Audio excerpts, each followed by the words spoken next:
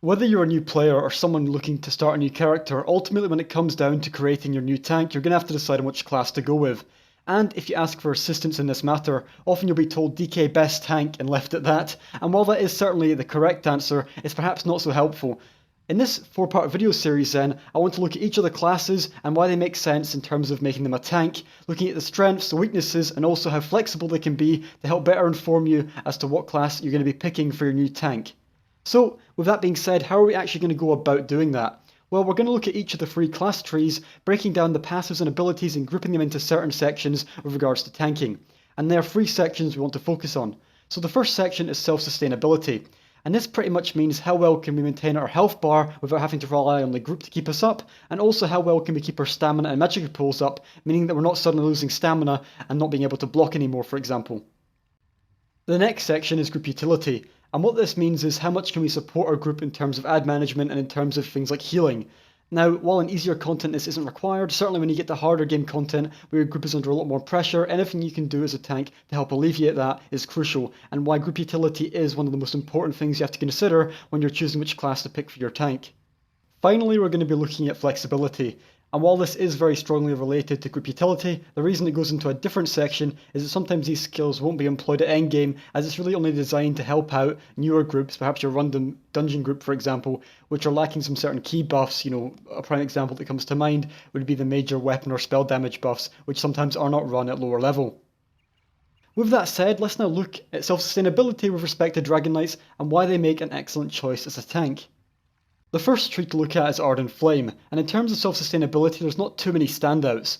However, what I will say is that Burning Embers is a decent option in a weaker group, especially one where the healer perhaps is not doing much of anything. And the reason behind this is that it gives us a nice heal effect at the end of the duration of the damage over time effect.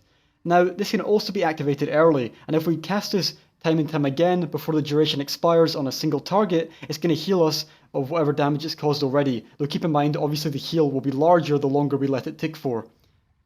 Moving on now to Draconic Power, and Draconic Power is one of the main areas that we can look at self-sustainability. So the ability we're going to be using to get some defensive buffs is Hardened Armor, and while this is very comparable in terms of Major Resolve and Major Ward, all classes have access to some form of this, there is a few differences which are worth talking about, especially in relation to how this ability interacts with our passives in the Draconic Power line. So, the small damage shield we get of 15% max health is actually quite nice, especially if we have this on our back bar, as when we swap bars and activate it and swap back again, we're going to be dropping block, meaning that the extra damage we're taking can be alleviated with this max health shield. In addition to that, we're going to be returning some damage to attackers who may have this active, which can help with some aggro maintenance if our taunt falls off for a short period of time. Now, Hardened Armor really shines when we look at how it interacts with some of the passives down here, and Burning Heart is the passive I'm mainly talking about. While we have this active, or we have our Hardened Armor active, we're going to be increasing the healing we receive by 12%, which is an incredibly huge buff, not only for some heals that we might be running, but also for the healer healing us. Now, in terms of other useful passives, Draconic Power has a few other ones. Iron Skin being the first one to talk about. This is going to increase the amount of damage we can block by 10%, and is crucial for tanking as we're going to be blocking a lot, and reducing the damage we take is going to in turn help our healers have an easier time, which is only better for the group because it means the healer can focus more on doing important things such as buffing our group so they do more damage. Another useful passive is Scaled Armor, and this is going to be increasing our spell resist, which can be useful especially when we're taking elemental damage, spell damage in certain environments, which in turn just means we can tank a little bit more tanky, which in a similar vein to Iron Skin is useful. Finally, Elder Dragon, which provides us health recovery based on how many Draconic Power abilities we have slotted on our active bar. Now, this isn't that great, but extra health recovery does enable us to perhaps do some weird health recovery build, which can actually make it quite self-sustainable. However, in terms of talking about endgame meta, this isn't really something we're going to be relying on too heavily, but it's something to keep in mind.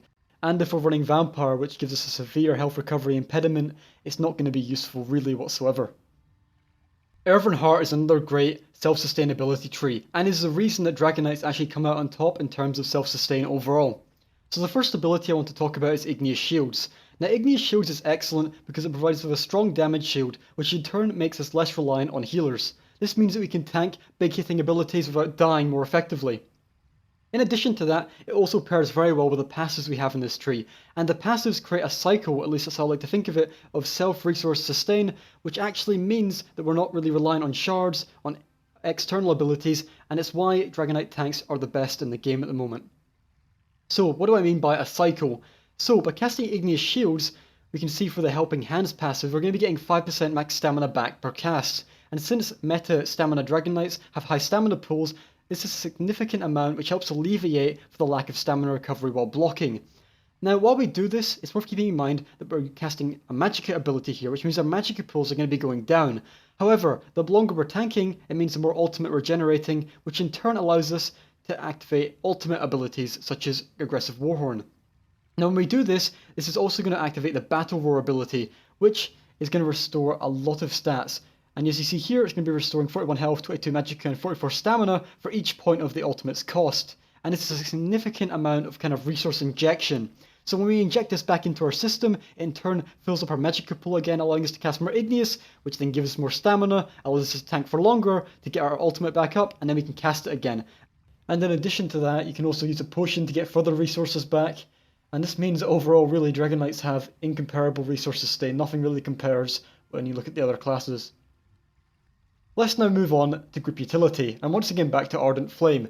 So the main ability from Ardent Flame that provides a lot of group utility is Unrelenting Grip.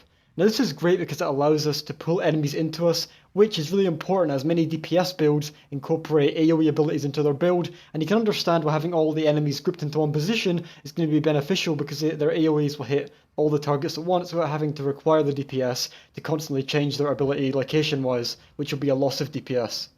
In addition to that, there's also a few other nice benefits to this. If a target cannot be pulled, you're going to be getting back your Magicka cost, which means if you accidentally pull an enemy that's CC immune, you'll get your Magicka back, and in addition, it can also be used, I guess, for a little bit of extra damage. If you're having a bit of fun, you can use it on a boss, as bosses cannot be chained. Also grants Major Expedition, increases your movement speed by 30% for 6 seconds, and this is strong because it allows us to side strafe back and forth, meaning we can sometimes dodge a boss's cone a little bit easier, or just dodge some abilities when we're pulling in adds. And by dodge, I mean move back and forth, kind of avoid it, not actually dodge, just to be clear on that. In terms of some other benefits, this also synergizes with the Warmth passive, and this is going to be reducing the movement speed of the enemy when we hit them with chains by 30%. Now, this is useful because it means that when they're kind of snared, they can't run out so quickly, so it means that if we've chained them in, there's less chance that they're going to run out straight away before we can actually use the next ability that I'm going to talk about in the Draconic Power line. So the next ability in the Draconic Power is Choking Talons, and this is an excellent ability as it pairs very well with chains. Now chains, as I said, is good because you can pull enemies in. Talons is great because you can hold enemies in place, immobilizing them and also applying Minor Maim. Now Minor Maim is crucial because it means less damage is going to be outgoing, and since in ad fights we often only taunt the sort of most important targets that deal the most damage, any sort of residual DPS going out to your group can be alleviated by this 15% damage reduction.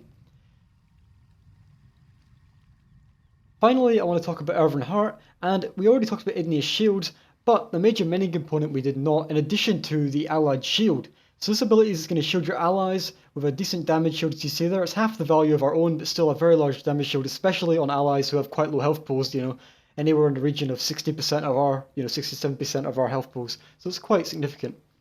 Also, in addition to that, Major Mending, the 25% extra healing done, is crucial because if we're using a healing ability, which isn't in the class tree, but is, for example, here Echoing Vigor, we're going to be boosting our heals by 25%, which means our allies are getting a lot more healing from us, which is excellent in supporting our group. Once again, it may come as no surprise, but there's also passives that pair very well with Igneous Shields in this regard, and that is Mountain's Blessing, which is going to give our group 5% weapon damage, minor brutality. Not as crucial in the Homestead patch due to the stamina nerfs, but on top of that, it also gives us ultimate regeneration, which is really important for ensuring our self-sustain keeps on working, with Battle Roar and that synergy. Time to finish off with talking about the flexibility and abilities that Dragonite has, which can help you fill in for some inadequacies or shortcomings of your group that you may find yourself in.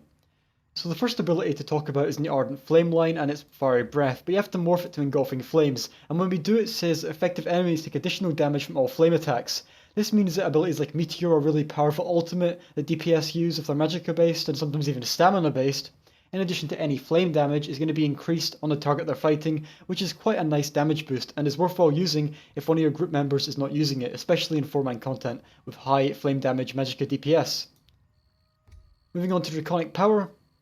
There's not too much to say here, aside from Inhale, which is morphed to the variant which interrupts when you cast it, and can be useful if you're in a group which requires lots of CCing, in content which requires lots of CCing, but let's just say your group isn't necessarily CCing fast enough, you can slot this if you don't have enough time to simply just bash interrupt.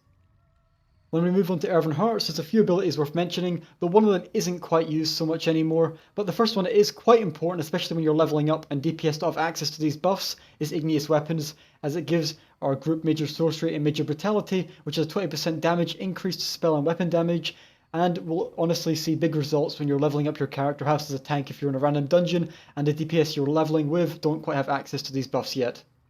Another option to keep in mind, which is actually a really good self-sustain tool, but I didn't mention it there because it's not incorporated into your build at endgame, is Coagulating Blood, though in particular we're talking about the other morph, which is Green Dragon Blood. And this is because it's going to provide us with a nice heal if we're lacking Vigor, if we have low HP, but also the other morph gives us Minor Vitality, increasing the heals we receive by 8%, which can be quite important if we're not quite getting enough healing from our healer, and just makes his job a little bit easier, so worthwhile to keep in mind.